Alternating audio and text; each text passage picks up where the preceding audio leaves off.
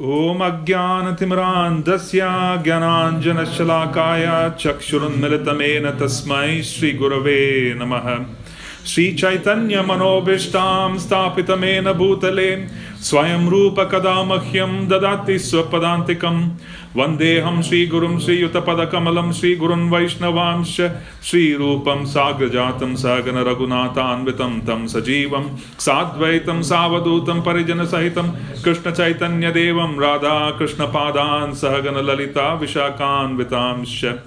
He Krishna Karuna Sindho Dinabandho Jagatpate Gopesh Gopika Kanta Radha Kanta Namostute Dapta Kanchana Gaurangi Radhe Vrindavaneshwari Vishabhanusute Devi Pranamami Hari Priye Vancha Kalpatarubhyascha Kripa Sindhubhye Vacha Patitanam Pavanebhyo Vaishnavebhyo Namo Namaha. Sri Krishna Chaitanya Prabhu Nityananda Shri Advaita Gadadhar Srivas Adi Gaur Bhakta Vrinda.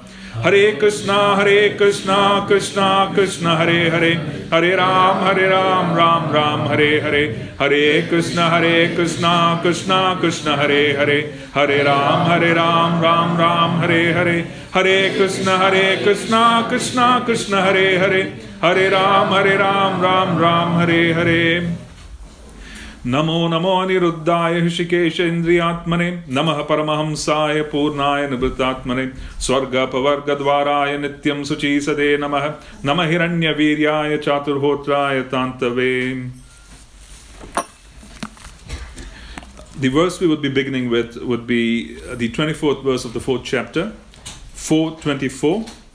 And I would just like to give a brief explanation as to how we are going to proceed, and then we would begin into the verses themselves, because that would make more sense.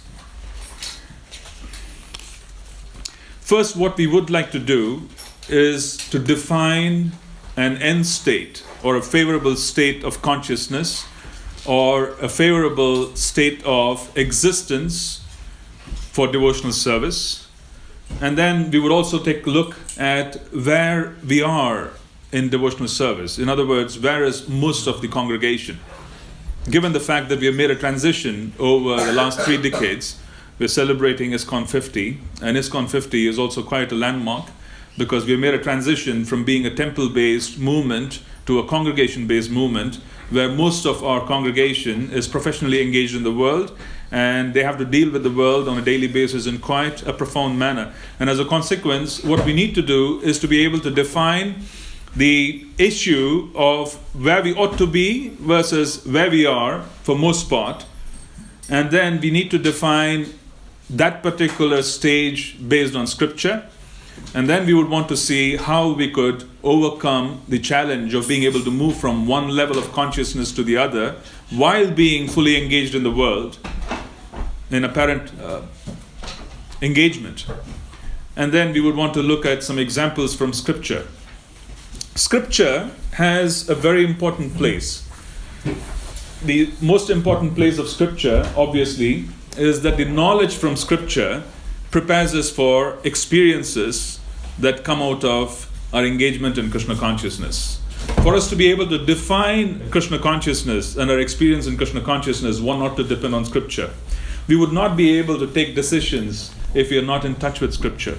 Now, where is this being said? So first, let us establish the need for scriptural reading. The need for scriptural reading is seen in 4.9 of the Bhagavad Gita, chapter 4, 9th verse. So Krishna himself is saying that if you want to understand me, you would need to approach me through scripture. And this is the verse, 4.9. He says, Janma karma chame divyam evam yo vetti tattvataha tyaktva punarjanma naiti mam etiso Arjuna. One who knows the transcendental nature of my appearance and activities does not, upon leaving the body, take his birth again in this material world, but attains my eternal abode, O Arjuna.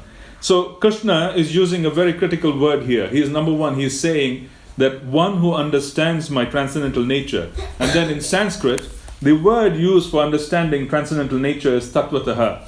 He's saying here, evam yo vetti tattvataha. It's quite a critical word. He's saying you can't understand me through your imperfect senses.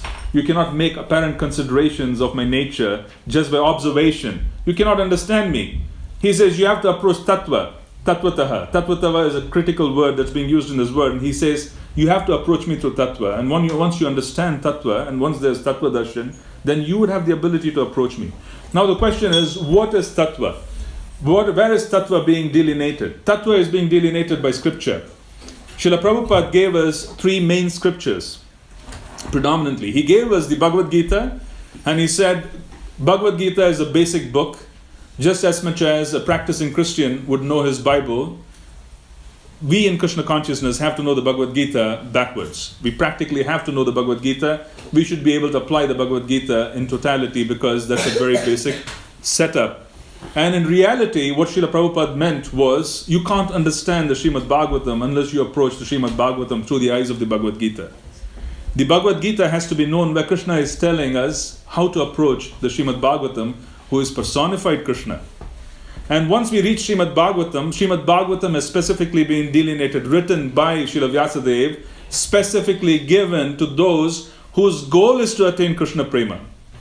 Bhagavatam, to be understood, has to have the goal of Krishna Prema in the heart. A devotee who has Krishna Prema and has the goal of Krishna Prema in the heart can approach Srimad Bhagavatam. It has been specifically written for those devotees. So as a consequence, our movement is so special, and our movement is so special because Lord Gauranga, who has descended, has given us Krishna Prema. It is one of the most rare jewels that can ever be obtained in spiritual order, and he is just distributing it quite freely on the streets of Manchester and every other part of the world. It's being distributed. Why is it so rare? Because Lord Gauranga is giving us something which is not easily available and attainable even by the residents of Dwaraka. He is giving us something which is not attainable by the other devotees in Vaikuntha. He is giving us prema, which is the jewel which is available in Vraja, in Vrindavan. It is not. People in Dwaraka do not have the adhikar. When we read the 10th canto of Srimad Bhagavatam, you have a certain level of despondency experienced by the mother of Krishna, Mother Devaki, where she says that I really don't know how to handle you because he is appearing and then he becomes too armed. And she says that you are now too armed, and how will I even explain that you are God? Because, she's saying that I can't really explain that you can really be my son. I can't really explain that the God can be my son. She's practically confused on how to relate to him as a son. That is seen in the 10th canto. And those verses are there where she's practically confused on being able to relate to Krishna as a son. In other words, this extraordinarily intimate relationship which Mother Yashoda experiences in Vraja is absent in other pastimes of Krishna. Vraja, Mother Yashoda, has absolutely no inhibition in picking up Krishna, even chastising him, tying him up, and practically treating him as a son because she has no other conception other than wanting to accept him as her son. The devotees of Vraja do not have any kind of tainted conception that he is God. Being God is authoritarian. The authoritarianism of God is being overwhelmed by the sweetness of his relationships in Vraja. And the sweetness of relationship in Vraja is very confidential. That confidential relationship that is available in Vraja to the residents of Vraja, where they are not even overwhelmed, they are not even being influenced by his authoritarianism, by his position as the creator. That particular confidential relationship is not available any other place other than Vraja. And that Vraja Bhakti is being distributed on the streets by Lord Nityananda Ram, on the orders of Lord Chaitanya. So how confidential is this movement and how confidential is this process, and how very, very difficult it would be for anyone to attain this process when Mother Devaki is not qualified. When Mother Devaki is not qualified to experience what is being given in Vraja, how confidential is this process? This is again experienced by Shri Uddhava, who is sent by Krishna to Vraja as a messenger. Krishna is bestowing special mercy on Shri Uddhava. He says, go, convey this message to the gopis. And when Uddhava comes to Vraja, he is seeing the despondent condition of Nanda Maharaj. He is seeing the despondent condition of Mother Yashoda. They are crying out, saying, where's my son? My son is missing. I can't see him. He used to be here. What has happened to him? We are really missing him. We are really facing a death-like situation. It's quite deadly for us to be in separation from him. And Uddhava is not able to understand, and this Uddhava is so close to Krishna. He looks like Krishna. He is unable to understand the despondency of Nanda Maharaj and Yashoda Maharani. It is seen in the Srimad Bhagavatam. He is unable to understand. He is quite bewildered. Because he starts saying, this is Narayan. Your son is Narayan. He is the spiritual master of the whole world. He is the creator. He is the maintainer. He is the destroyer. He is the origin of everything. Your son is God. And Nanda Maharaj is quite quizzical. He can't control his senses. He lies. He just runs away from us, and you're calling him God. You're calling him the spiritual master. You are calling him someone who is Dhira. He is unable to believe. Uddhava is trying to impose knowledge of the creator's absoluteness upon the residents of Vraja, and they reject it because they want the personal relationship. How confidential is this movement when Sri Uddhava did not have access to Vraja Bhakti? He didn't. The Bhagavatam is evident. Sri Devaki did not have access to Vraja Bhakti. And all in a sudden, 500 years back, Mahaprabhu comes and he is distributing Vraja Bhakti on the streets. Srila Prabhupada takes up the mantle 500 years later and he has distributed it all around the world. And how confidential is this process? And how qualified are we to even be a part of this process where Krishna's mother and his dearest friend do not have the access to it? How qualified are we to come into this process? So one needs to understand that one cannot understand Krishna. They cannot. This movement is a very special movement. And it is not a surprise that not many people are a part of it. It is not surprising. The reason is it's very confidential. It's confidential even though it's distributed. That is the beauty of the process. It's being distributed all around the world in the form of the holy names, but it is still very confidential, where the recruitment process, even though it is so broad, is quite confidential. That's how fortunate we are. And in this fortunate movement, how do you understand Krishna? Krishna is saying, you can't understand me, you cannot really understand my appearance and my activities by perception, because your senses are defective. You will have apparent consideration. I ask this practically when I speak. I'm going to ask you, do you think I can see you? Right there, in the corner, mother? Do you think I can see you? Me? Yeah? Yes. I can't. My vision is so blurred that I can't see you. All I can see is that someone is sitting there and I can only see a blurred vision. I can't see you fully. You see, your consideration and your thought was, I can see you, but I really can't. And this is apparent consideration. It is apparent that I could see you, but in reality, I cannot. And how could we understand Krishna when our vision is so defective that we can't see across the room? Can we understand him? We can't. This is apparent consideration, where we use our senses which are so defective to understand things which are far beyond the realm of the senses. So Krishna says, you have to approach tattva. Tattvataha is the word being used. Now, how do you understand Krishna through tattva, which is scripture? Krishna is saying, you have to understand me through absolute consideration, and absolute consideration is tattva. And how do you understand tattva? How do you understand tattva is being talked about in the Bhagavad Gita in 4.34. 4.34 of the Bhagavad Gita says, Tadviddi pranipatena pariprashnena sevaya upadekshyanti te jnanam jnaninas tattvadarshinaha. He is saying, just try to learn the truth by approaching a spiritual master. Inquire from him submissively and render service unto him. The self-realized souls can impart knowledge unto you because they have seen the truth. So for one to understand tattva, one can't open the book and read. One has to be able to meet someone who is a tattvadarshi. Someone who has the ability to see the absolute truth and has recorded the version, and that is our Prabhupada. That is Srila Vyasadeva. In the lineage of Vyasadeva, we have Srila Prabhupada. And his servants who are sincere. All of them have the ability to connect to the absolute source, to the source which can impart knowledge. And that knowledge is not apparent, it is absolute by consideration. One can understand Krishna if one approaches someone who is in a disciplic succession. And what are the other qualities that are being mentioned by Krishna? He's saying, Pariprashnena, pranipatena pariprashnena sevaya.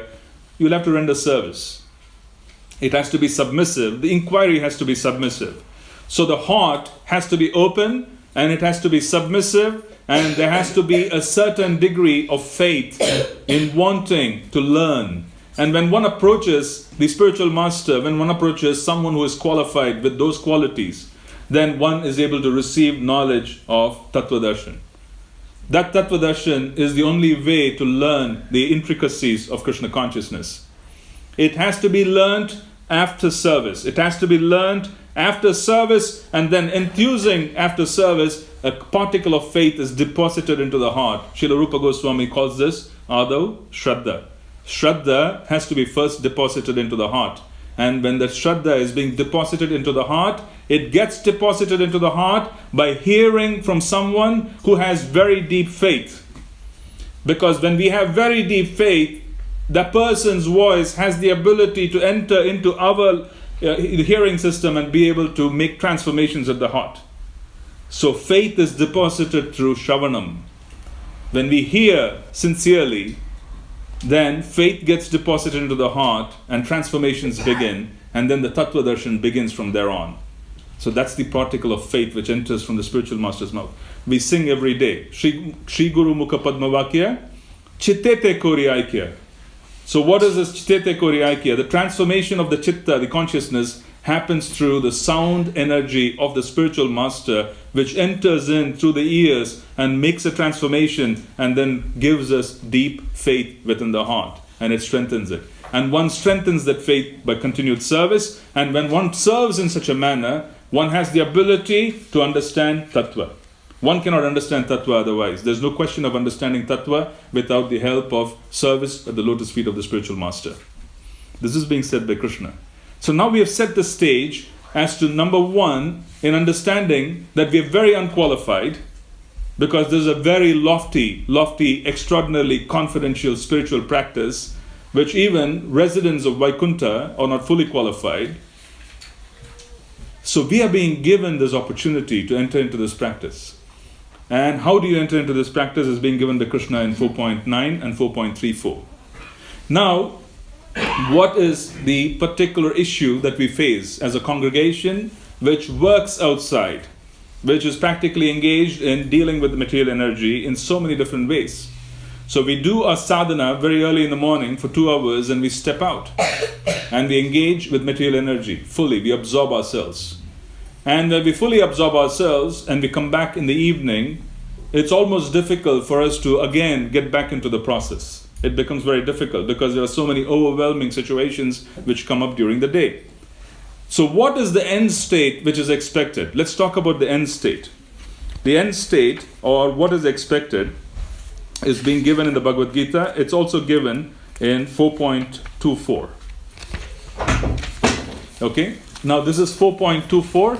The 4.24 tells us what is expected while we exist in this world for us to be able to receive further and further information. So 4.24 reads, Brahmarpanam, Brahmahavir, Brahmagnav, Brahmanahutam, Brahmaivatena Gantavyam, Brahma Karma Samadhina. A person who is fully absorbed in Krishna consciousness is sure to attain the spiritual kingdom because of his full contribution to spiritual activities in which the consummation is absolute and that which is offered is of the same spiritual nature. Now, how many of us who work outside can make a claim that a person who is fully absorbed in Krishna consciousness is sure to attain the spiritual kingdom because of full contribution? Is there full contribution while we work outside? There isn't. We have to be quite factual and we have to accept it. There isn't. There isn't. When we work outside, there isn't full contribution. As a consequence, the contribution through our activities that we perform during the day is quite minimal in contributing to the critical mass that is required for us to be able to make advancement. You see?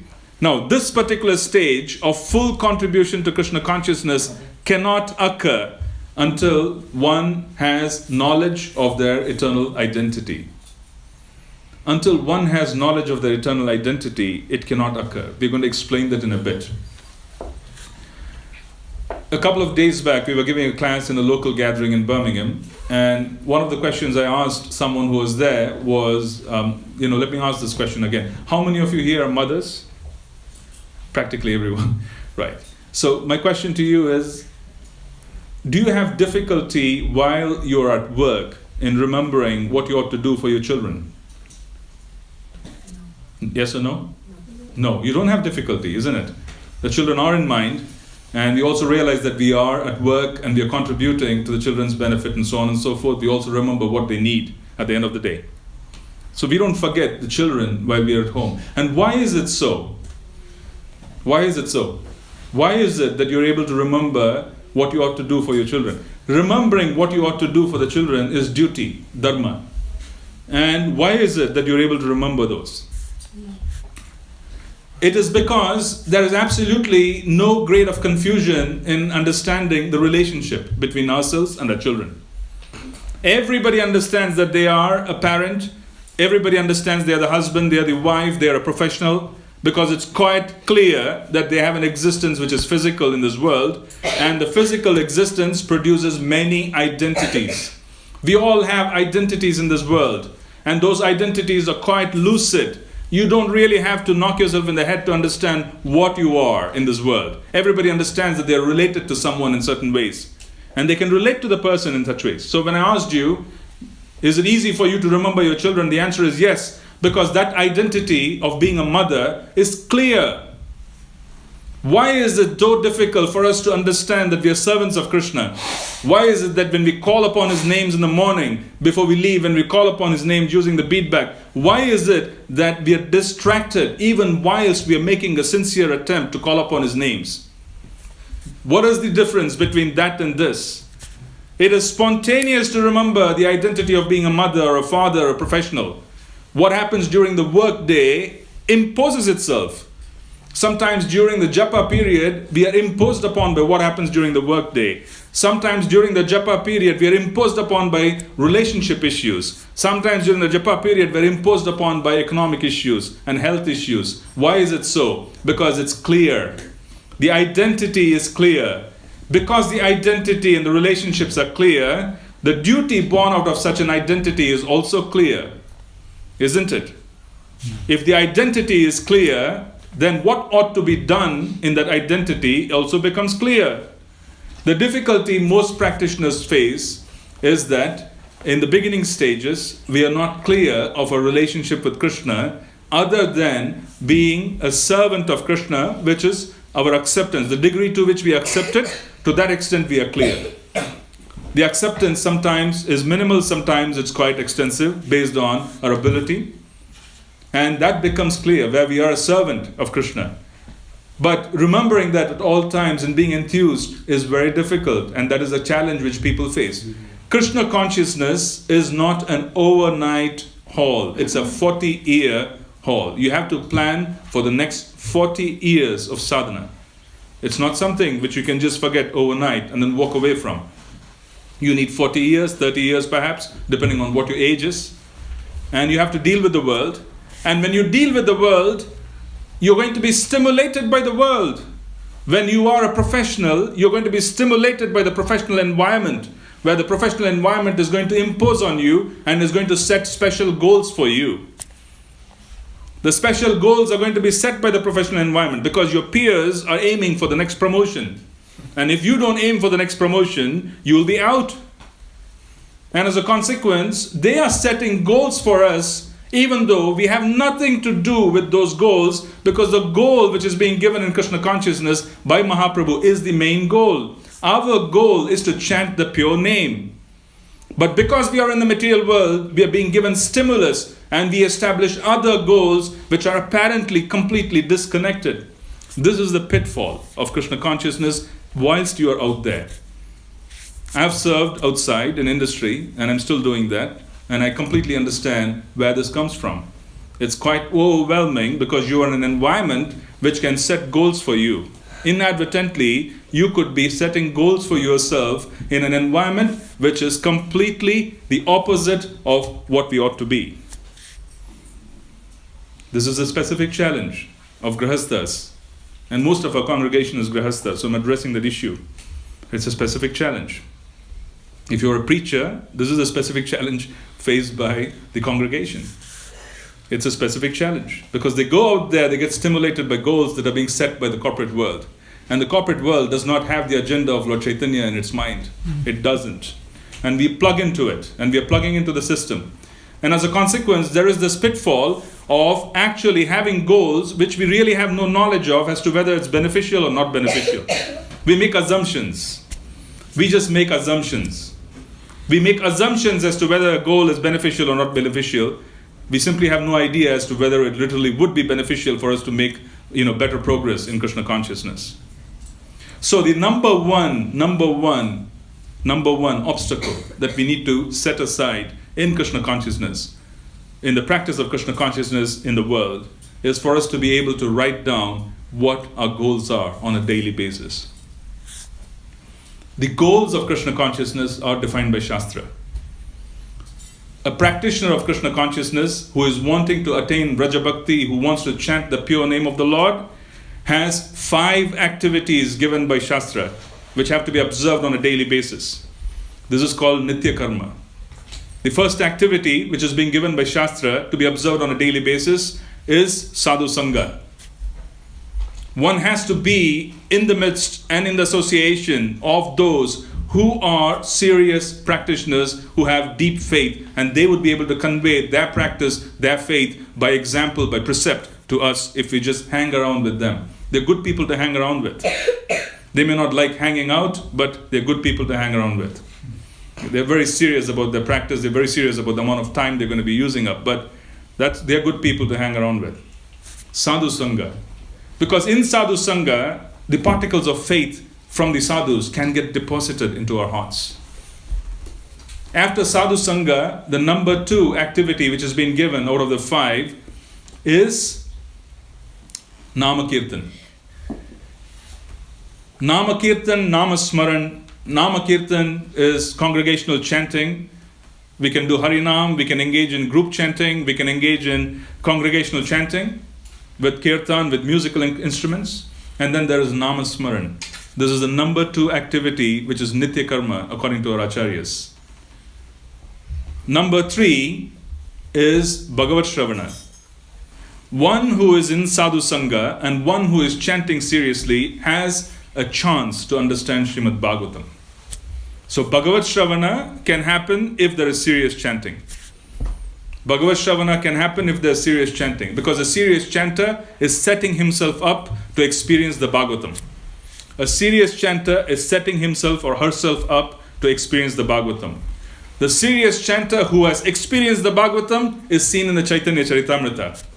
That is why Chaitanya Charitamrita is postgraduate study. It's postgraduate study because the devotees who are described in Chaitanya Charitamrita have already walked the talk. They have already done what ought to be done. They have already mastered the Srimad Bhagavatam. They have experienced the Srimad Bhagavatam. That is why it is postgraduate study. One can't understand the behavior of the devotees in the Charitamrita if one himself or herself has not gone through the process of serious chanting, studying the Bhagavad Gita, and then studying Srimad Bhagavatam. And after this, Bhagavat Shravana, which is so transformative, because you're coming in touch with Krishna in such a profound way, and it has been written for those with the goal of prema in the heart, we have Srimurti Sevaya, which is worshipping the deity. Worshipping the deity as in participation in worship or personal worship. Srila Prabhupada gave us both.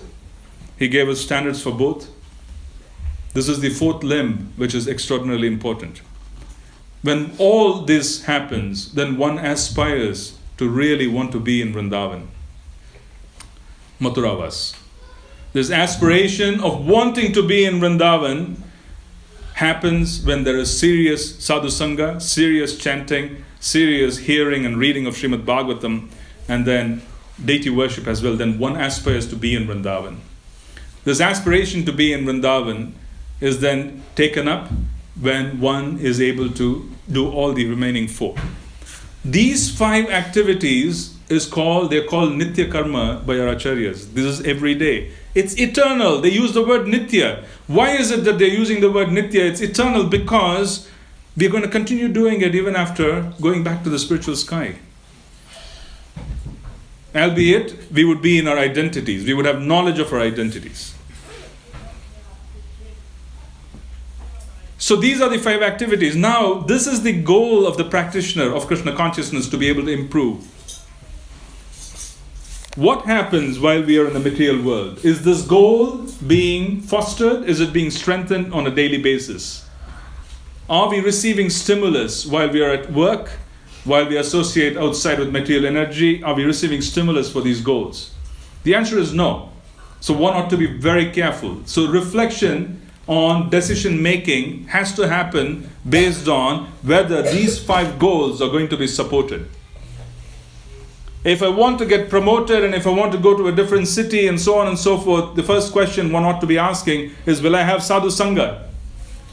Will I be able to take on the new job and be able to do the same kind of seva, same kind of rounds as I'm doing now? These questions are phenomenal questions. These are very good questions, and there will be support from Krishna. Krishna is making a promise that if we set the 5 principles as main goals, he is ready to make arrangements for us. Krishna has made that promise. So it's not a loose promise. It's in the Bhagavad Gita. I'm going to read that. Okay? So, the activity of setting up these 5 goals as the main goal, and then that would allow us to keep Krishna in the center of our lives, and then we start planning for rest of life to be able to strengthen the 5 main glorious activities we are supposed to perform. We rearrange our life practically. That is exactly what is expected. This is goal setting.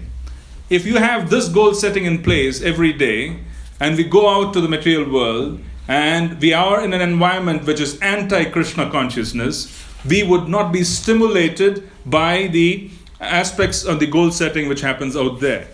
We would accept it as they come. We would not endeavor for it. Our endeavor would be for these 5 main activities of Krishna consciousness.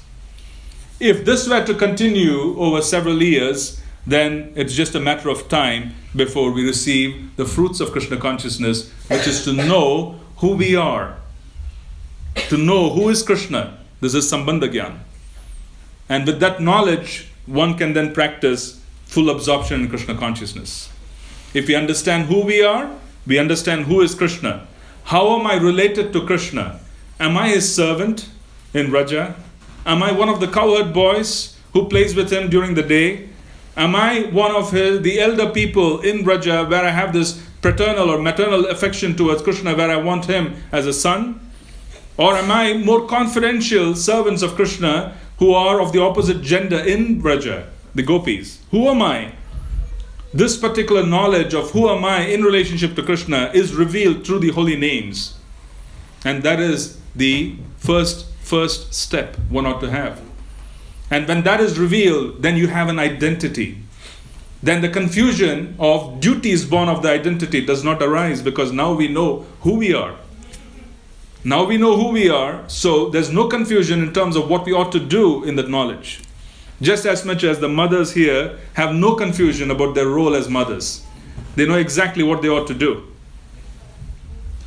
If the identity is known as to who we are in Vraja, then everything else is simply a matter of course. It's natural. So initially, we are being forced by the spiritual master's orders to engage in Nitya Karma. When we force ourselves based on his orders because of the faith in his orders and engage in this Nitya Karma on a daily basis, we are rewarded because we are a part of Lord Chaitanya's movement. We are rewarded with knowledge, and it comes from chanting of the holy names. Everything comes from the chanting of the holy names. Having achieved the knowledge of who we are, then we start building our devotional activity based on deeper knowledge. That is Abhideya. There's a lot of activity which is done, and the service is being done based on deeper knowledge of Sambandha, Krishna Sambandha. And after this, we have the position of being able to attain the love of Krishna in completeness, which is Prayojana Tattva. So all of this is possible. Now, let's understand the verse which is telling us where we are. Where we are. Where are we and where we ought to be? I already spoken on where we ought to be. Let's look at where we are. And why are we there? We are there because we are being stimulated by material energy. Okay. Now, this is where most of us are. This is where most of us are. This is 7.16 of the Bhagavad Gita. 7.16 of the Bhagavad Gita is where most of us are. Chaturvida bhajante mam jana sukritino arjuna artho jigyasurarthati jnani bharatarashabha. O best among the Bharatas, 4 kinds of pious men begin to render devotional service unto me: the distressed, the desire of wealth, the inquisitive, and he who is searching for knowledge of the Absolute. Now, dear devotees, whoever is present here, whoever is listening, reflect on 7.16 carefully. Do we have desires to resolve issues in life? Do we have desires to resolve issues in life? It could be any kind of issue. It could be health, it could be relationships, it could be economic development. Do we have desires? Reflect on it very carefully. Doesn't matter, this is within your own heart. It's not outside. You don't have to share it. Do we have desires? The answer is yes. Okay? We fall in 7.16. We are not anywhere away from 7.16. Are we also feeling that we have understood the material world and we want to leave the material world because we have understood that the existence in the material world is too problematic? Many of us do. The answer is yes, we do. Now, this is 7.16.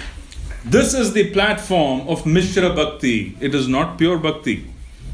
This is the platform of Mishra Bhakti. This is mixed devotion, and Srila Rupa Goswami defines mixed devotion versus pure devotion. He says, Anya Bilashita Shunyam Jnana Karmadi Anavratam Anukulena Krishna Anuchilanam Bhaktiruttama. Anya Bilashita Shunyam. He says there cannot be any other motive for existence other than wanting to render pure devotional service and to follow in the footsteps of the devotees of Vraja. Anyabilashita shunyam. He says, Jnana karmadi anavratam. Jnana is an understanding that the material world is problematic. Jnana is an understanding that we would be better off away from the material world.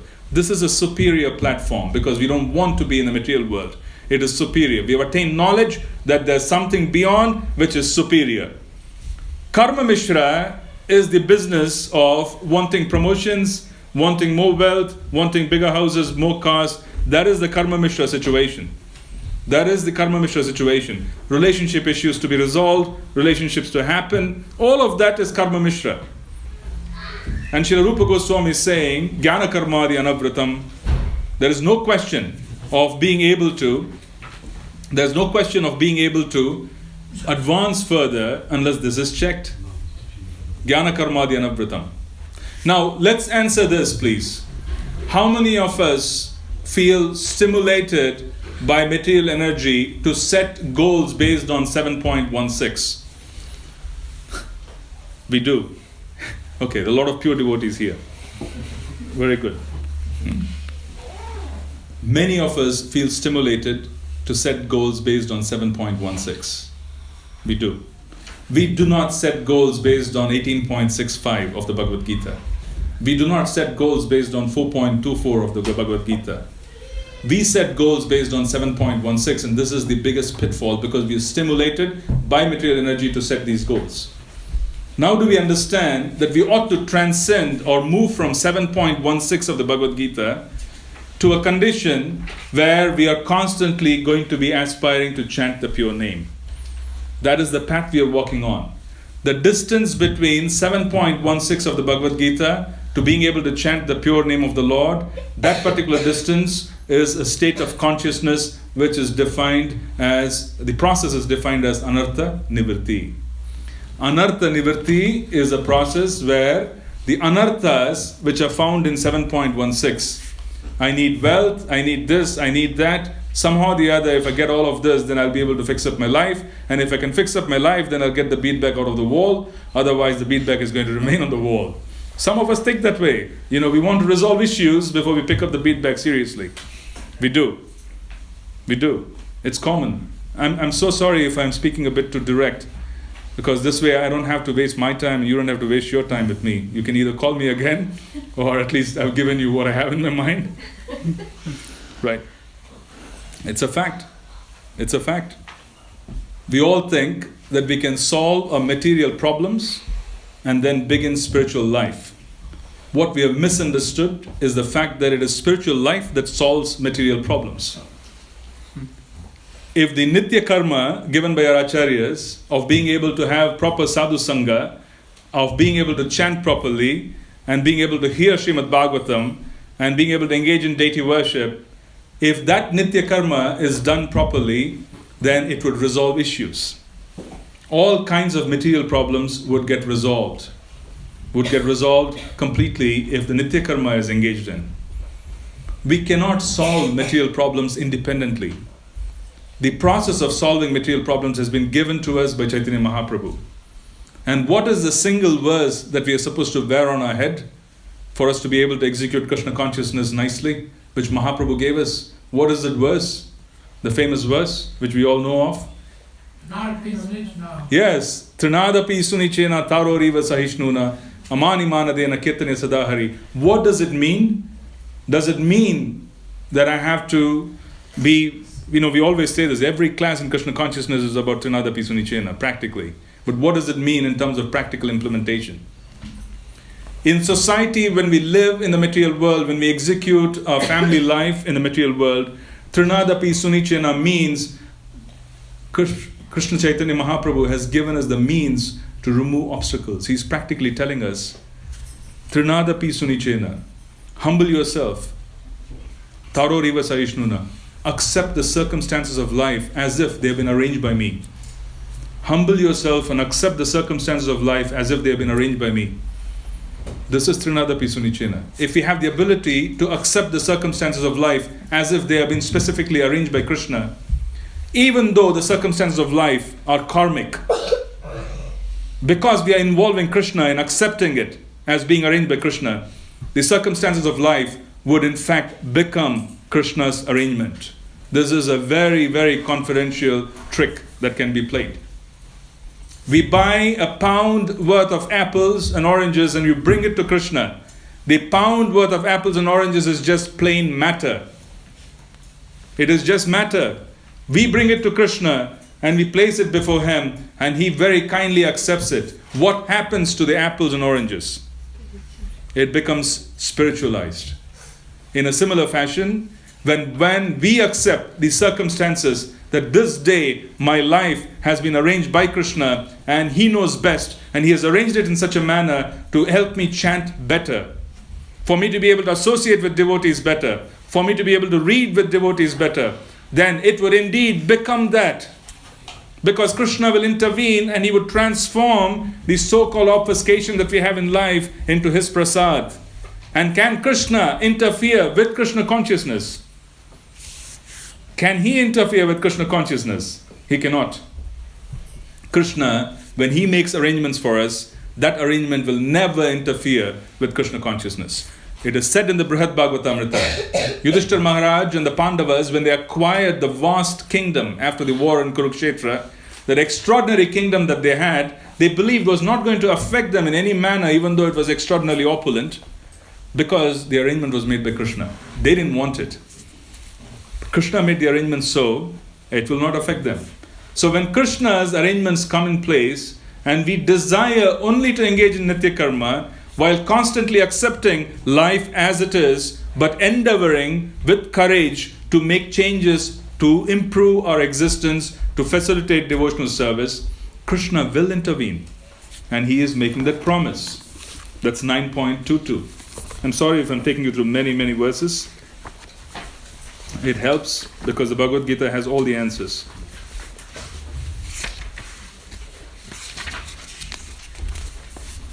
Yeah. Ananyas chintayanto mam ye janaha pariyupashate tesham nityabhiyuktanam yogakshemam vahamyaham. Now this is for someone who is very sincere in carrying out the 5 daily activities delineated for those who are pursuing Braja Bhakti. Now Krishna is making this statement in the Bhagavad Gita, this is Shastra. But those who always worship me with exclusive devotion, meditating on my transcendental form, to them I carry what they lack and I preserve what they have. This is Krishna's statement.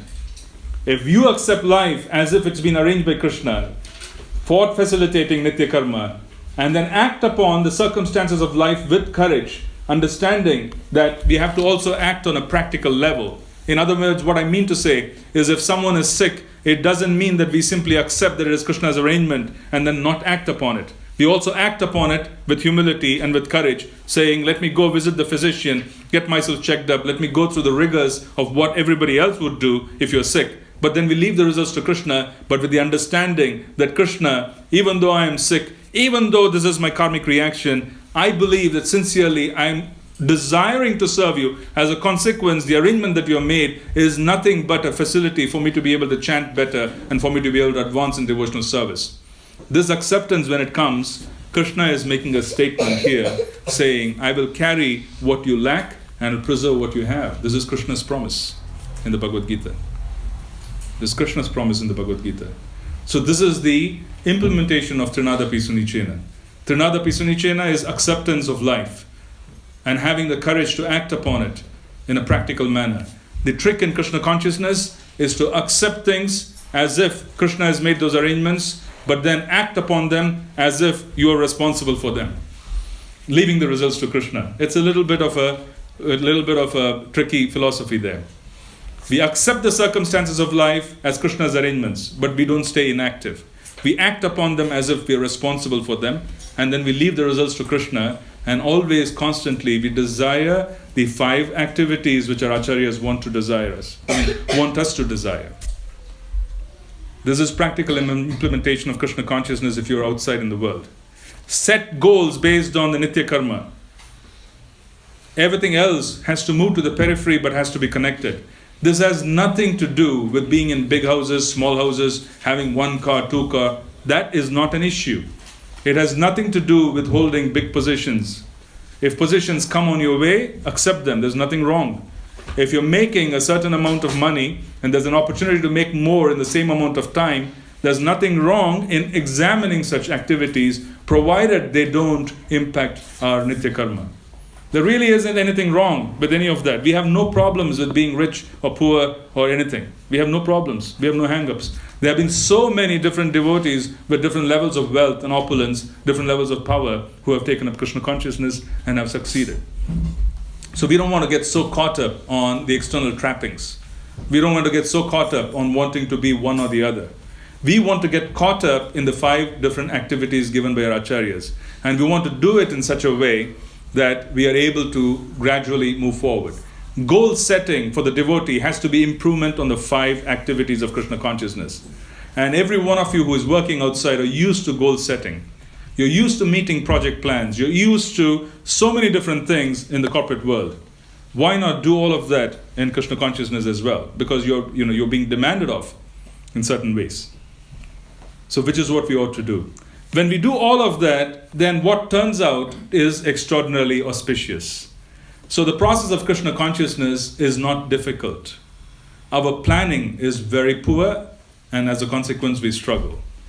Many, many years ago, in the Bhaktivedanta manner, someone was referring Srila Tamal Krishna Goswami. Apparently he was giving class and he mentioned that chanting of 16 rounds is not difficult. It's not a difficult process. You have 1,440 minutes in a day. Taking out 120 minutes is not a big deal. Chanting 16 rounds is not a big deal. Following the precepts of bhakti is not a big deal. We fast on Ekadasi, but we end up feasting. Where is the difficulty in Krishna consciousness? Where is the difficulty? We were in the home of someone and they were telling us, if this is what fasting is, then I would do it every day. This is amazing. So where is the difficulty in executing Krishna consciousness, where we have opulent prasadam and we have amazing company of very sincere souls, and then we enjoy chanting and we enjoy congregational get-togethers, and we hear philosophy to agitate the intellect and the mind in the right way to purify it? Where is the difficulty in Krishna consciousness? Tamal Krishna Goswami Maharaj had a very important point to make. He said, the process is not difficult. It is devotee lives which are complicated. Which is a fact. Devotee lives are complicated. So they are not able to implement a very simple process and they face challenges. Our process is quite simple. It is devotee life which is complicated. Uncomplication of devotee life or uncomplicating devotee life requires goal setting. We are what we are today because we desired this 30 years back, or 50 years back, or 20 years back. We thought about all of this. When I was in undergrad in India, I was wanting to come to America to study. I ended up being in America for my post-graduation. So I was already thinking of wanting to come to America for my studies, and I ended up doing that. So the point which I'm trying to tell you is we are what we are today based on what we have planned for the last 20, 30 years. There is no ambiguity. We are what we are today. And what we are going to become is also a matter of recognizing that we have to set goals. Does it make sense? That if we set goals today, we will become that 5 years hence. Because if I set goals 10 years back and that's what I am today, if I set goals today, I would become that in 5 years from now. So set goals of the Nitya Karma, calibrate it, improvise on it on a daily basis, measure it. It is very measurable in terms of whether we are improving or deteriorating in our process of Krishna consciousness. It's quite measurable. It's very apparent to every practitioner as to whether they're going up or down or sideways. Right? It's very clear. So measure it and then go for it. This is what we ought to do. When this goal becomes so prominent, one can't be distracted. And the 40-year haul becomes easy because you're already planning for the 40-year haul every day. You're practically thinking that if I have to be on the planet for the next 40 years, I'll be doing this every day of my life. I'm going to improve in my life. I'm going to set myself in such a situation that I would be able to achieve it at some point in the future. So there's going to be constant improvement in situating ourselves for service. And if we keep accepting the arrangements made by Krishna, it will all be extraordinarily conducive. Okay? So I believe, I'm not sure if I've far exceeded the time that was given to me, or I'm well within the boundaries. Yeah, I am within the boundaries. Yeah. Just wanting to make sure I don't want hungry hearts. So, is that clear? It's so clear. It's lucid. And the Bhagavad Gita says it all. And the Bhagavatam is reaffirming it. It is so clear. It is so simple. It is so simple. So that is the very simple application of Krishna consciousness as seen in the Bhagavad Gita for those of us who are outside and those of us who are trying to preach to those of us who are outside. Because these are the circumstances. It's not well understood that there's so much stimulus. There is a lot of stimulus out there. And unless you plan, the planning would be happening at the corporate level. Your corporation, your employer, the economy, perhaps the Prime Minister of Britain, those who want to leave the Euro and you want to be on the Eurozone and leave the Eurozone, these are the kind of things which would happen in the material world, and all the planning would happen based on such impulses. We would be swayed around from one side to the other. So it's very important for us to constantly focus on the exact precepts given to us. So I'm going to repeat just the Nitya Karma to close the discussion, then I could take some questions or comments. The Nitya Karma, which is given in Chaitanya Charitamrita, Madhya Leela, by our acharyas, is number 1, sadhu sangha. Always position yourself with the sadhus. Always. Even someone who has just begun chanting the rounds is a much better associate than someone who is outside, whom you believe is very qualified to give you direction. This is out of experience. I have seen many, many, many misdirected lives because they have sought counsel from outside the Sangha of devotees. The devotees of Krishna have the objective of Krishna. If Krishna wants to help us, whom is he going to choose? Is he going to choose a devotee or is he going to choose someone out there? He's going to choose a devotee. He doesn't deal with anybody else other than his devotees. If Krishna sometimes wants to correct us, he's also going to do so through a devotee. So there could be circumstances even amongst relationships amongst devotees where there could be challenges. And that is so because Krishna chooses to give us corrections through his devotees. So sadhu sangha is the most critical aspect. Never leave the association of devotees because they are the foundation of success. They are the foundation of success. The good qualities that we observe in the world are secondary to the devotee's quality of accepting Krishna as his master. Eventually, even those devotees whose external behavior may not be appropriate would reach the point of being well behaved because of the holy names. It's just a matter of time. Never leave Sangha. That is our foundation, that's our security. Never leave Sangha.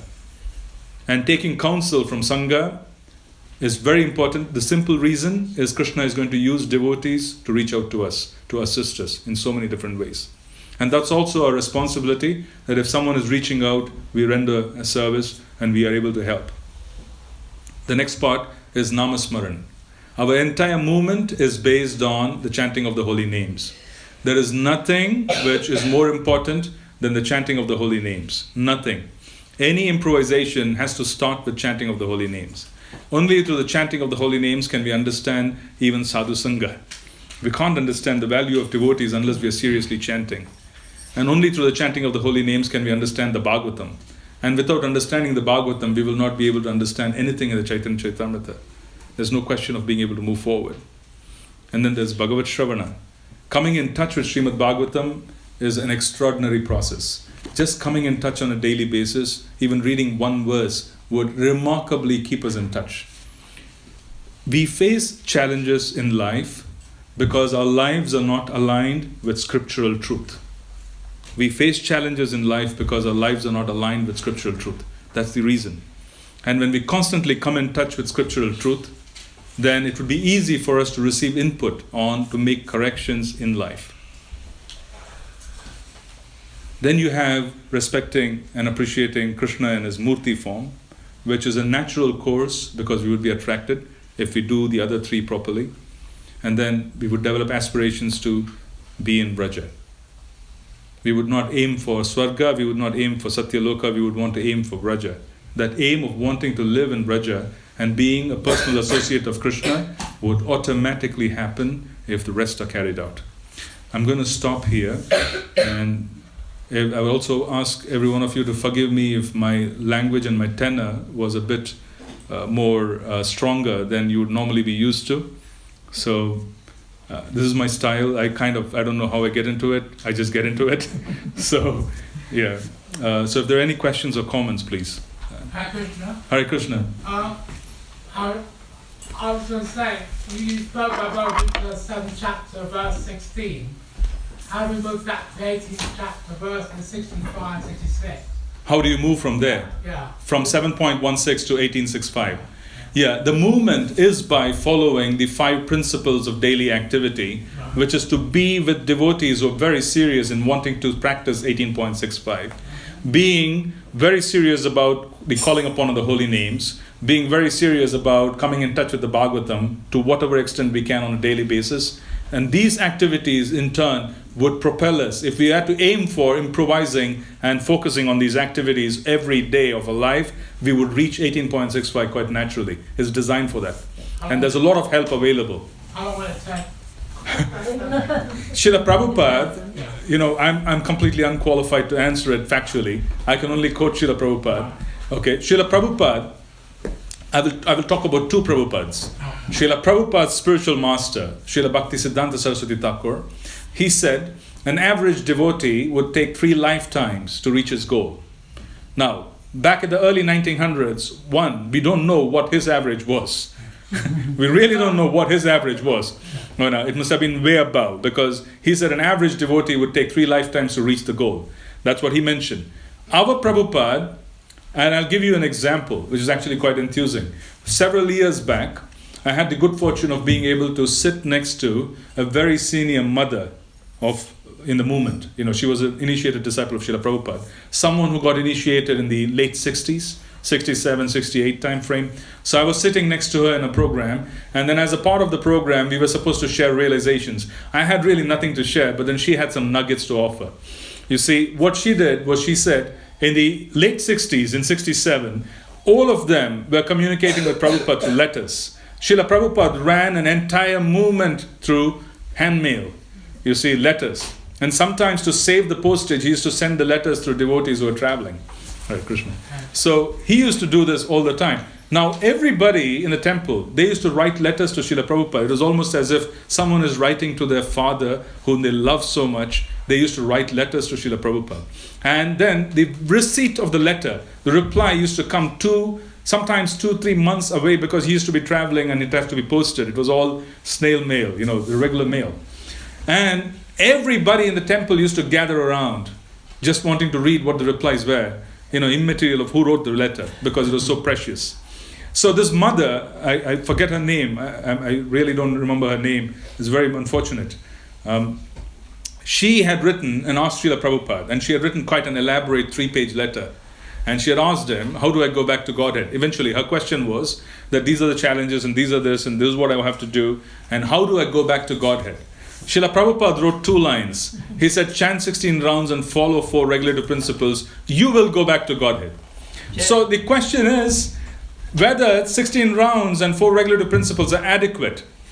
In general, Shastrically definition, it is not.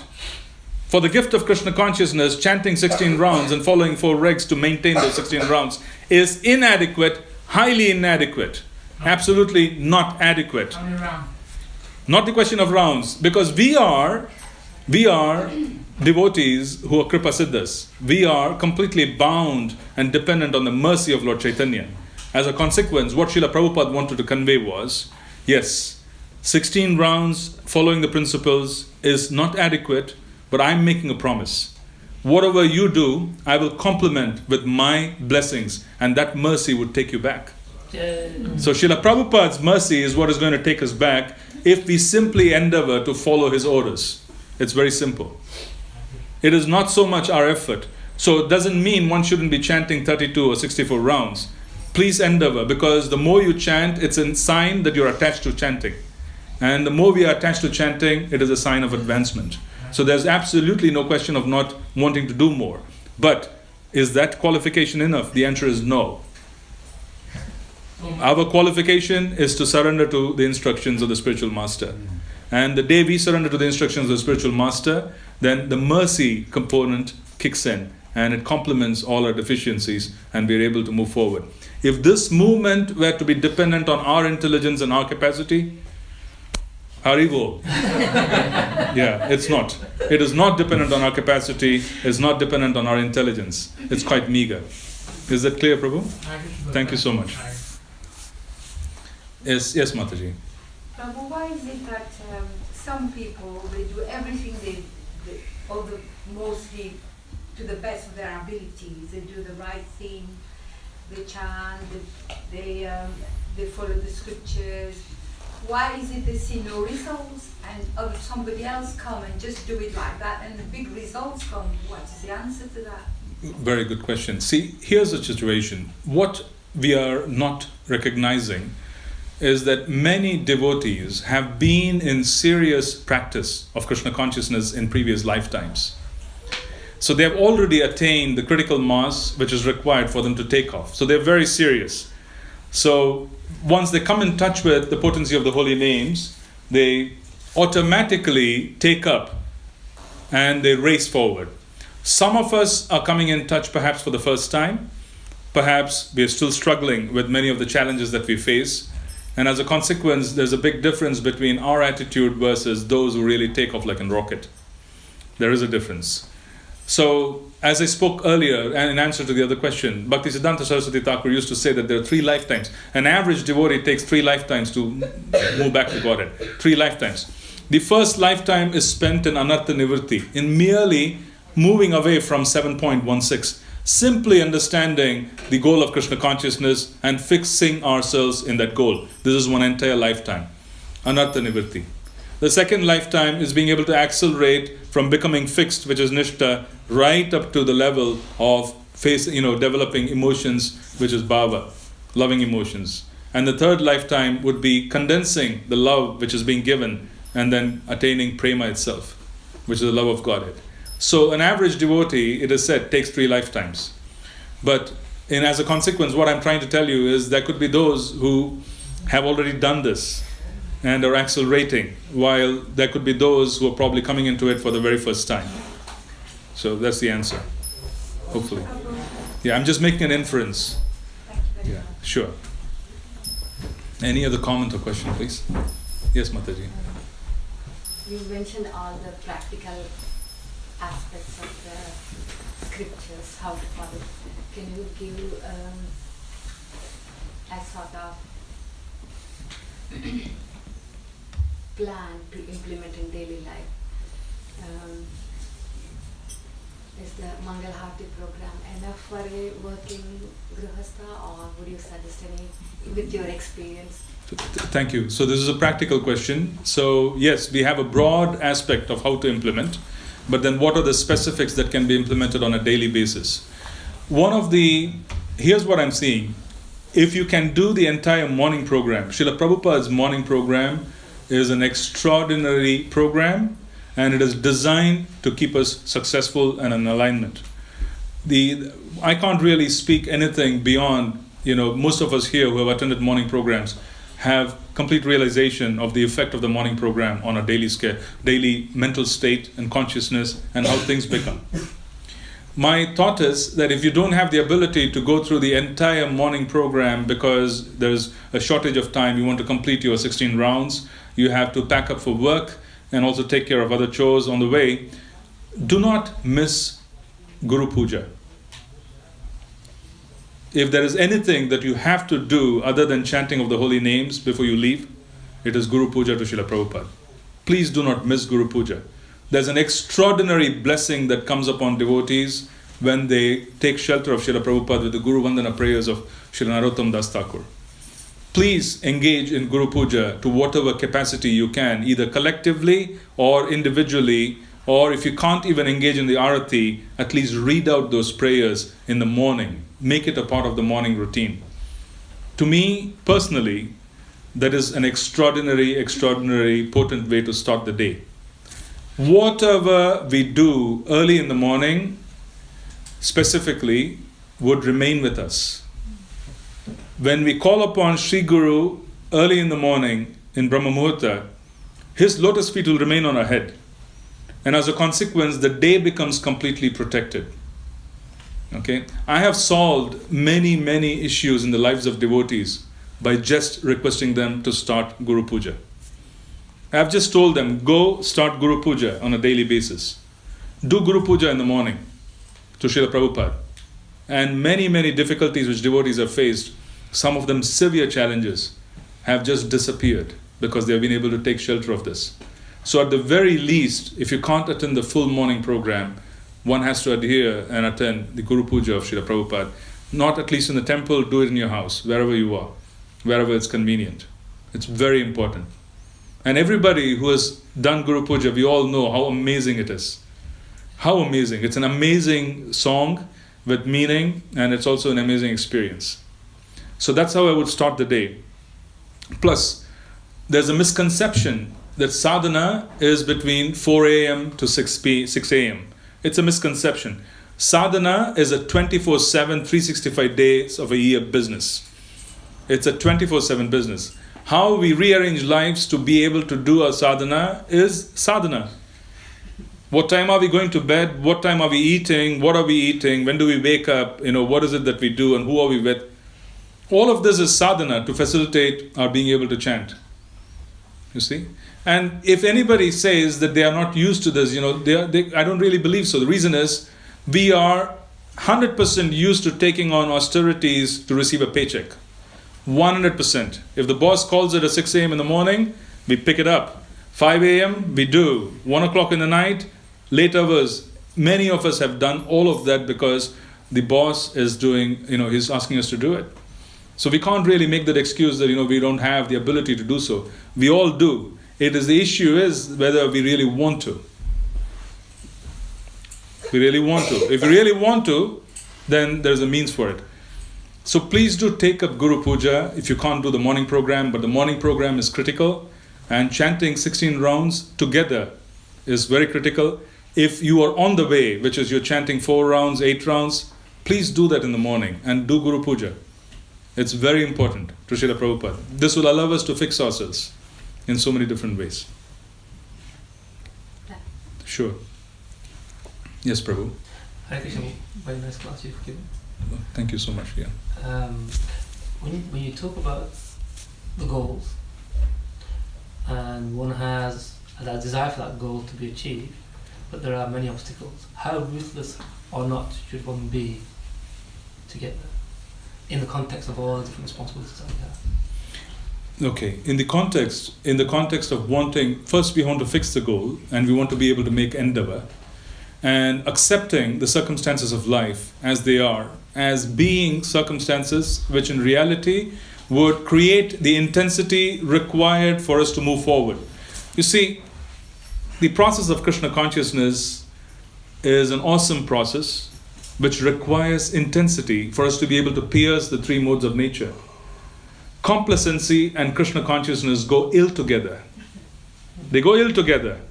So if we do have life circumstances which are challenging, they do provide the fuel required for us to race ahead. Because life circumstances that are challenging would allow us to reject material energy in certain ways and be able to focus on things that we really can do, which have meaning in life, which is the service that we have. So accepting the circumstances of life, saying, this cannot be an accident. It is surely my karma, but it can't be an accident. It has been arranged by Krishna, it's been arranged by Prabhupada, it is Lord Gauranga's mercy. I'm going to accept it as it is, but then I'm going to try my best to fix things if they are problematic, and in such a way that I will treat it as if it's my responsibility, but I will keep accepting the results that come out of my endeavor. And I will keep endeavoring for the Nitya Karma. I will keep endeavoring for service. So this is the combination at some level. Because the point which we are trying to make here is that the potency and the power required to remove obstacles is going to come from Krishna. And that potency and power, Krishna is going to empower us when we desire to do the Nitya Karma, the activities that are important. So the more we desire that I want to do this, the greater would be the ability to remove obstacles. In other words, focusing on the obstacles themselves may not work. Focusing on the positive side of the endeavor of wanting to chant, wanting to associate will work. And that will have power to remove the obstacles. You see? So I think that's a very good way for us to move forward. Is there a certain age where the balance must be switched? A certain age when the balance needs to be switched. So of course obstacles are going to be there in this world, no matter how old we get.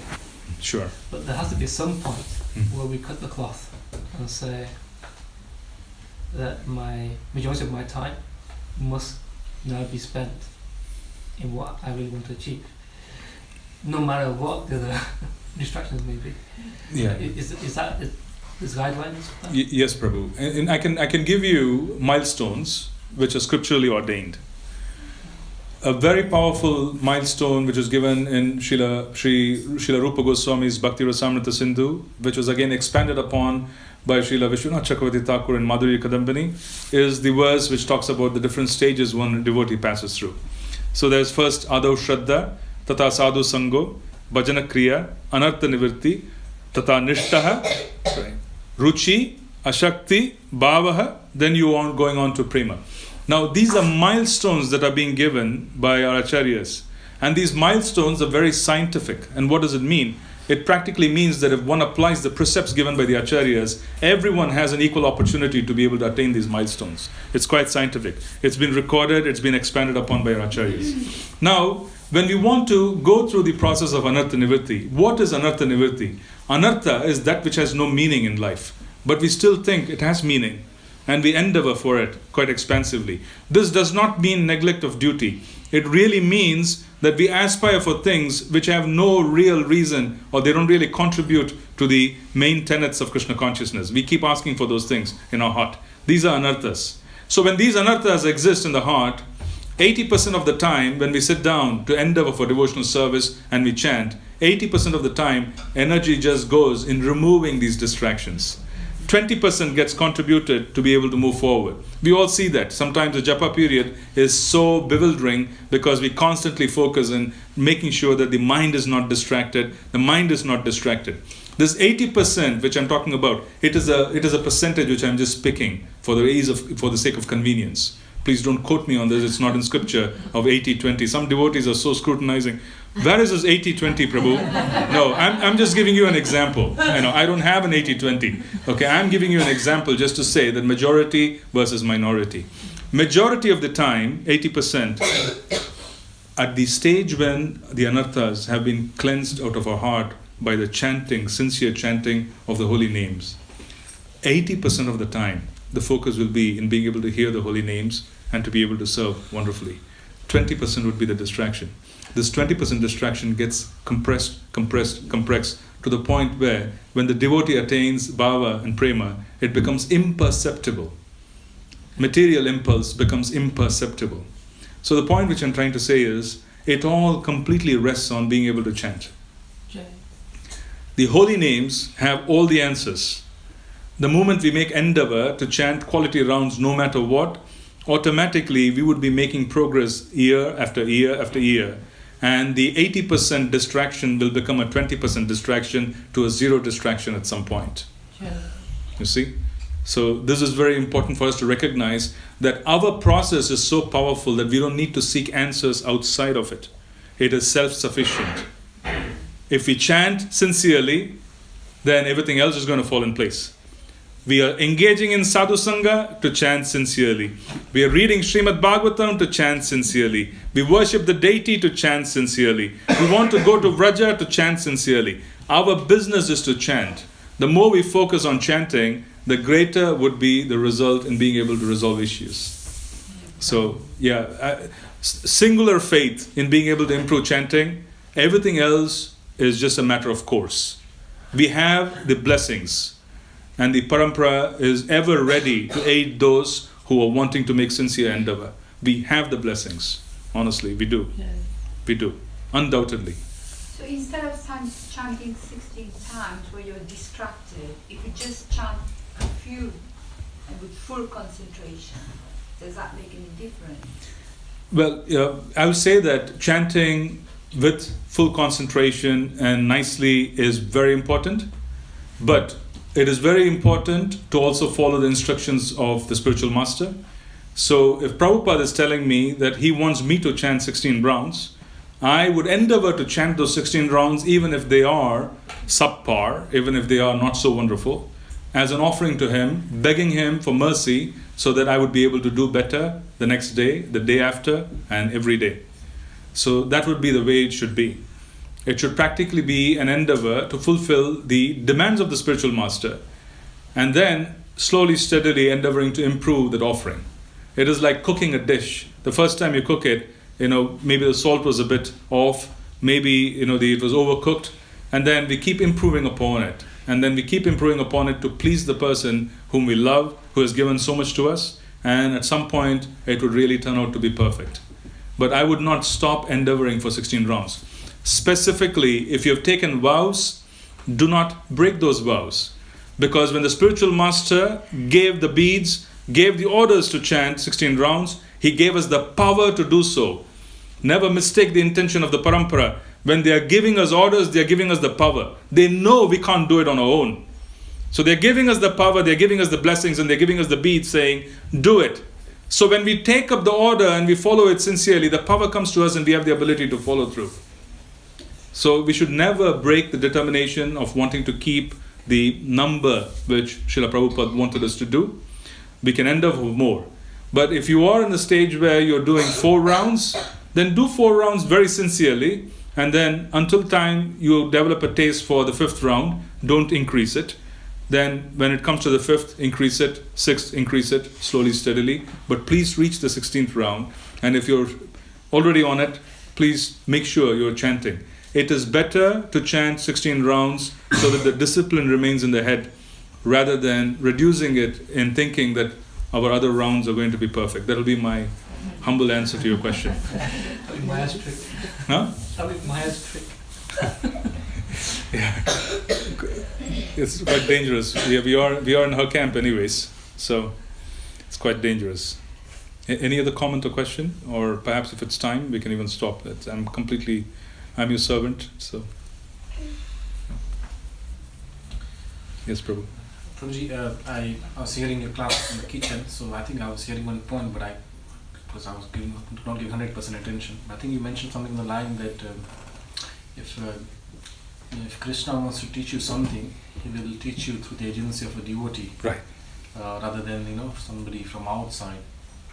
I just heard that line, but could you just elaborate probably more on that? The point is that Krishna wants us to be amongst the devotee sangha. So if we are in devotee sangha, I can give you, perhaps let me just reflect for a moment and to see how I could best elaborate on this.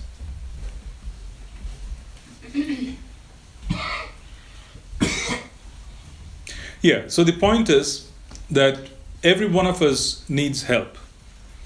We all need help. One of the big transformations that occur when we come into the movement of Srila Prabhupada is that the devotional community becomes a family, more than the biological family even, in many, many cases. The devotional community becomes the family. And when you are in a family, it's almost as if Srila Prabhupada, if he wants us to make any improvements, he's going to use a devotee for us to be able to learn of what is missing. You see, the point is this: if a devotee chastises, I'm going to be more direct, if a devotee chastises without qualification and is obnoxious, that devotee surely is not on the right track, because if he is really doing it in a manner of his normal behavior is offensive and he is not doing it properly. Srila Vishwanath Chakravarti Thakur, he practically tells us that other than the Siksha and the Diksha Gurus, no one else has the authority to correct. But we are a temple-based movement, we are an organization, so there might be those who are also in the authority for them to be able to make corrections and so on and so forth. So there could be situations where a devotee could be very obnoxious. But the message which the devotee is trying to convey is the real import. The example which I remember, which was very good, was a very senior devotee, a disciple of Srila Prabhupada, Mother Hladini. She actually departed in Africa during the African preaching. She was very senior. And she practically was an example of humility. She was an example of extraordinary advancement. So she was once serving in the Columbus, Ohio temple in America. And perhaps there were some devotees there who had, a certain propensity to project themselves quite strongly. So when she was serving in the kitchen, there was this devotee who just came very strongly and said, "Why is the kitchen so dirty? Remove the trash. Why is it so dirty? Why is it so unkempt?" In a very, very rough expression. But the message which she heard from that was, Krishna wants me to remove the trash. You see, she just took what was relevant. Krishna wants me to remove the trash. Krishna wants me to clean up. She just didn't get caught up with the expression and the delivery. So the point which I'm trying to say is, there are ways for us to take what is essential even if the delivery is improper. A great scriptural example of that is being given in Dhruva Charita in the 4th canto of Srimad Bhagavatam. Dhruva Maharaj is being ordered by his stepmother, Surichi. She is telling him, for you to sit on the lap of your father, you must go and pray to Lord Narayan, and then you must come back in my womb. Practically, she was telling him, you must die. She was so envious. You must die, and then come back in my womb as my child, and then that would allow you to sit on the lap of your father. So there's a very envious person who is giving an extraordinary envious instruction. And then he goes crying, and his mother is also very aggrieved, Mother Suniti. But the mother Suniti, she is so exalted that she is practically able to take the most important instruction in that, go pray to Lord Narayan. And she is conveying it to Dhruva Maharaj, saying, yes, she is right. She is right. Only he should be prayed to. So she is saying, go do exactly as what she says, because she is right. So even though she is very envious, the instruction given was very profound, and as a consequence, it was Shastric. It was taken up by Dhruva Maharaj and his mother as well. Further down in that canto, Srila Prabhupada writes very humbly. He says, because Srila Dhruva Maharaj got liberated, because he was liberated, Mother Surichi, who acted as his Siksha Guru, she was the one who gave him first directions, was also liberated. And Mother Suniti, who encouraged him, was also liberated. And he writes, it is my fervent hope that at least one of my disciples would attain Krishna consciousness, through which I would be benefited. Srila Prabhupada writes in that purport, in a very humble way. So what is amazing is that Shastra is so clear that if we focus on what is beneficial in an instruction, even though the delivery of the instruction is obnoxious, we could still maintain our relationships and be able to move forward. But for most part, devotee relationships are pleasant. For most part, devotee sangha is very favorable. So we always want to be in it.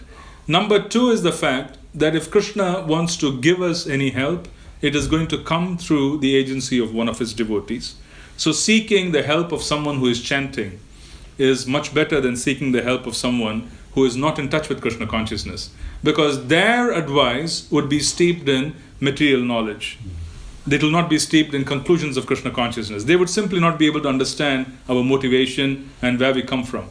So that is the other point that I wanted to make, was do not go and seek advice from non-devotees to solve problems, because they can't give us solutions, because they can't understand us. It is better to find someone in the movement who is qualified in that particular capacity than to find someone outside who may not be so. That is the other side to it. Because specifically it's quite dangerous to approach those who are steeped in material nature. Because all they carry are their attachments to material nature. They carry the enviousness towards others. And what advice can they give someone who is on the path given by Lord Chaitanya? You see? So it's better to come to a devotee, because the best devotee advice would be, most cases, even if they don't know anything, they would say, surrender to Prabhupada and chant.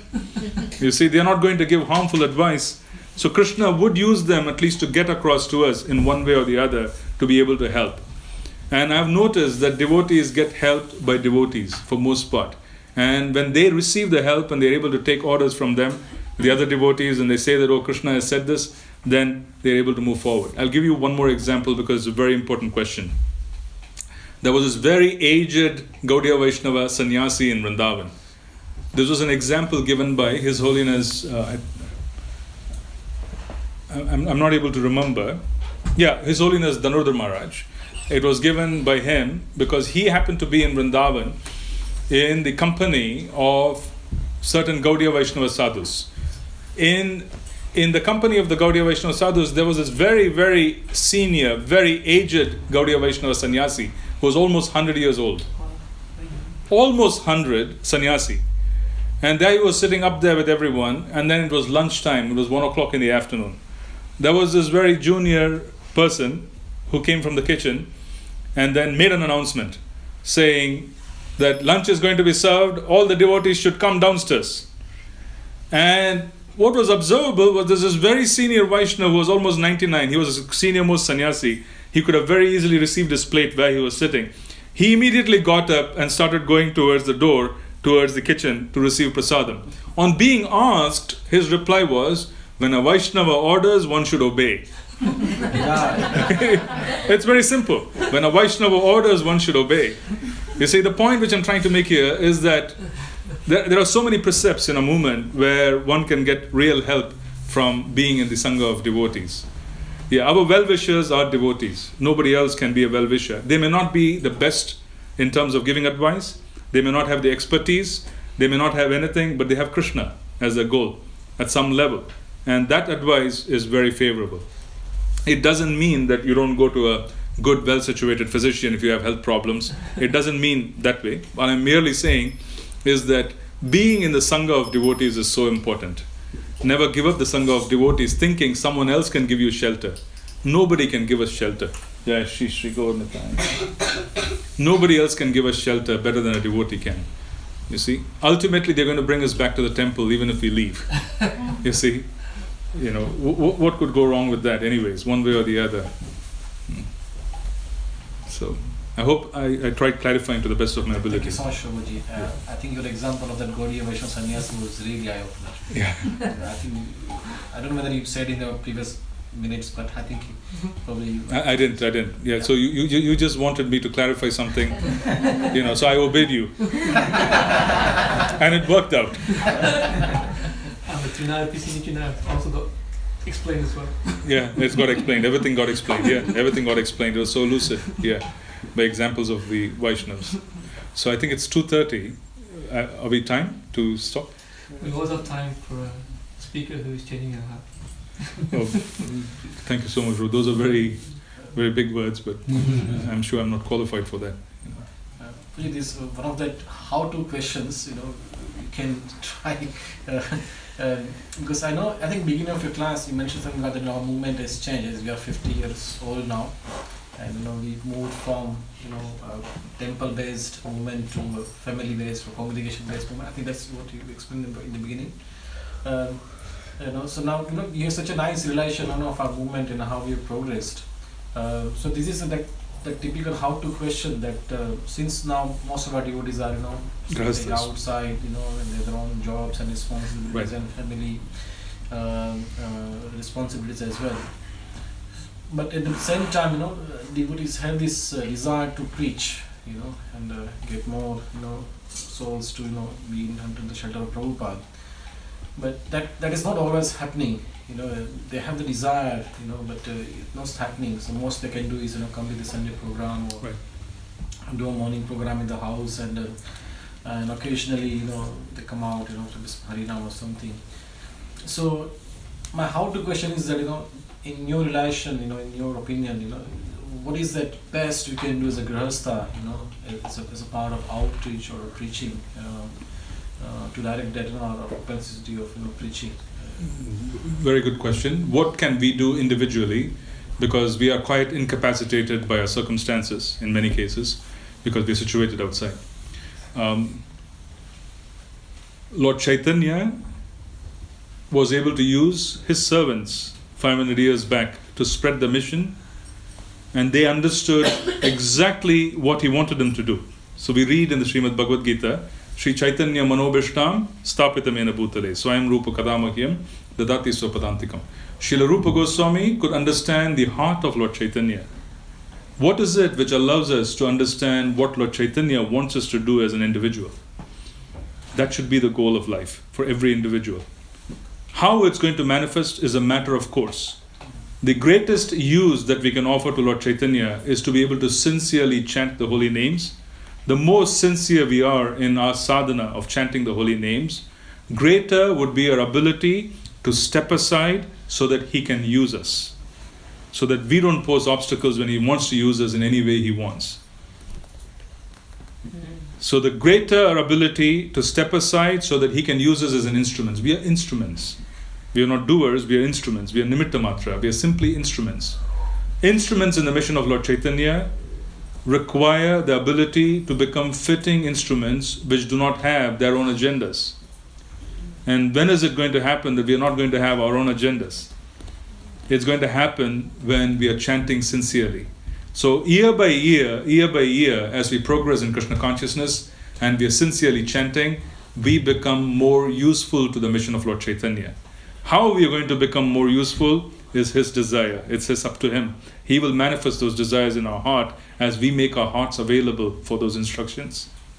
So I'm giving you a very practical solution, which is very broad, which can be applied across the board by everyone, is to call upon, hold on to the holy names for everything. When we do that very sincerely, Lord Chaitanya would direct us from within. He would give us all the impetus required. He would give us the knowledge. He would give us the power, and we would be able to move forward to serve him. The best devotee is the Premi Bhakta. Why is it said so? Because he has no agenda whatsoever other than wanting to serve. He has no agenda. Lord Chaitanya can use him in any manner he wants. He can do anything to him and he would accept it. So if our goal is to chant Shuddhanam, and we constantly endeavor to chant the holy names in the purest form, then Lord Chaitanya would be able to use us. How he is going to use us is up to him. It need not be in the format that we are used to. It can be in any format that he chooses to use us. There can be any kind of preaching which can be done. Srila Prabhupada did so many things, and many of Srila Prabhupada's followers also did so many wonderful things, which were completely, I would say, extraordinary and quite out of the norm as well. There was this particular, you can read in the Lilamrita that Srila Prabhupada went to the Grateful Dead concert. He went to the Grateful Dead concert. The movement took off when it came to England because George Harrison came on board. The Beatles came on board. The movement really took off from that moment on. It became famous because their fame was also provided. It's very significant that England always leads, looks like. So the movement started in New York City, But it really took off when it came to England and when George Harrison came on board. It's a fact. And the point is, was it conventional of having one of the top, rock stars or pop stars of the 70s to be a part of, a very spiritual movement? It was not conventional, but Lord Chaitanya wanted to use George Harrison. He and Prabhupada wanted to encourage him in whatever way he wanted, and then we see what has happened. All rest of what we see is history in terms of how it expanded. So the point which I'm trying to make is, the example which Srila Prabhupada gave us was he had very simple instructions from his guru, and he was endeavoring based on his capacity. When he had 5 rupees, he was printing and writing 5 rupees worth. When he had $5 million, he was printing and writing for $5 million worth. The point which I'm trying to make is, I think our instructions are to chant. The more we chant, more sincere we become in our chanting, the greater would be our ability to be used by the movement. It's completely, directly proportional, I would say. Yeah, there really isn't any other magic to it. The how part, it can vary. Yeah, it can vary. Brilliant response, Prabhu. I'm sorry, Prabhu? Brilliant response. Thank you, Prabhu. I got to really work on myself now after all this praise. I got to go grab my beads for shelter. Yeah. It's wonderful answer. Thank you so much. No, it was not so much that I endeavored to give a wonderful answer. I thought about it and I said I didn't have any other answer other than this, because I realized this. I realized it myself. Because we are so, even in our movement, we categorize preaching as becoming high-profile preaching, low-profile preaching, this preaching, that preaching. That's all wonderful. It's really wonderful. But the point is, what we are supposed to do is not known to us. And the best way to know it is to just make ourselves available as a servant and let him use in whatever way he wants. So that was my realization. I felt, okay, I really shouldn't be shaping myself into one or the other. I should simply work on my japa. And if I work on my japa, Lord Chaitanya will use me at some point in whichever way he wants. That's acceptable to me. Yes, Mataji. In this context, Yamuna Mataji's view was that before becoming the devotee, you would be having some skills. So she was suggesting that don't ignore the previous life difficulty, use those skills for Krishna consciousness. And the other note, Prabhupada was answering a devotee who was asking Prabhupada, how can I serve you? Prabhupada was asking him back, what is the thing you can do out of love for Krishna? So these two together. Very nice. Very nice. Thank you. See, these are additional points where we can engage our propensity, because the propensity itself is so dominant that it's a conditioning. Our propensities are a conditioning. By engaging our conditioning and engaging our propensities in the service of Krishna, they would get purified. We would benefit from that. And in addition, there's what is it which you're natural in doing. Srila Prabhupada was quite an expert in being able to pick people for exactly what they were good at and be able to engage them. So, very good. Those are also good points for how to serve and what to serve. Thank you. Utility, the principle. Utility. Utility as well, yeah. Utility is the principle. Yeah.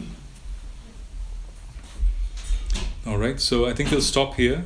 And if there are any questions, feel free to write me.